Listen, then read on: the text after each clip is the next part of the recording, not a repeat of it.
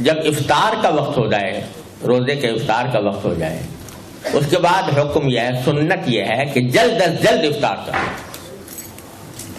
دیر نہ کرو افطار کرنے میں، جلدی سے جلدی کرو۔ اسی لیے حدیث میں اس کی تاکید فرمائی گئی ہے کہ جب افطار کا وقت آئے تو جلدی افطار کرو، دیر نہ کرو، چاہے پانی ہی پی لو، ایک کھجوری کھا لو، لیکن افطار جلدی کرو۔ اب یہ عجیب بات ہے کہ ایک طرف تو کہا جا رہا تھا کبھی کھاؤ نہیں پیو نہیں، لیکن جب افطار کا وقت آیا تو کہ جلدی کھاؤ جلدی پیو۔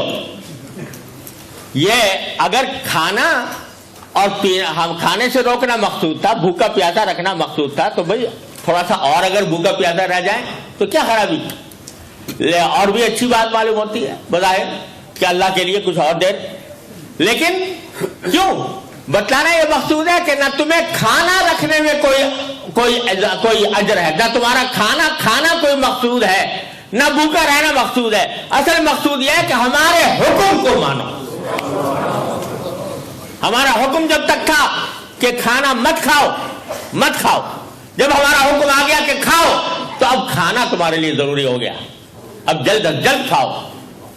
اور اسی لیے صوم الوصال حدیث میں آتا ہے کہ نبی کریم سرور عالم صلی اللہ علیہ وسلم کی خصوصیت تھی کہ آپ مسلسل روزے رکھتے تھے، یعنی ایک روزہ بھی ختم نہیں ہوا دوسرا روزہ شروع ہو گیا، رات کو بھی روزہ، اگلے دن بھی روزہ، لیکن صحابہ کرام کو منع کر دیا، تمہارے لیے جائز نہیں، تم مت رکھو۔